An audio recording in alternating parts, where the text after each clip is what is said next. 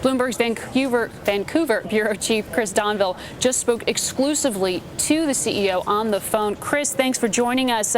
Tell me, what did he say? Who's getting interested here? Well, he's not naming names yet, but the emphasis was clearly on the idea that BHP is not alone in its interest to acquire or to do something with Potash Corp. The Potash Corp acknowledged today, and Bill Doyle emphasized that it's not a good assumption that BHP is the only game in town. Obviously, to his benefit to say that in terms of encouraging interest, but tell me about specifically the dollar amount that we're talking about, that $130 a share level. I know Potash's CEO wasn't personally comfortable with it. What about the conversations internally?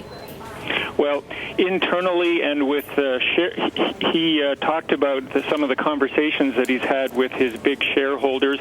He's saying all the major shareholders are behind him and agree that the $130 offer from BHP is inadequate. And again, when you look at the share price on Potash Corp, you can see that they are not the only people who are thinking that there's more to this deal in terms of value for shareholders. A lot of buzz about the perhaps cross-border nature of other companies that might be interested in placing bids. As you well know, Vale being one of the names floated there, Sinochem also being floated. Any gesture towards at least characterizations of who's expressing this interest? Well, we're hearing from well-placed people that, again, Vale of Brazil and Sinochem of China is interested. We're also hearing that Temasek Holdings, the big Singapore government company, may be getting involved in a group that may be involved with potash in some way.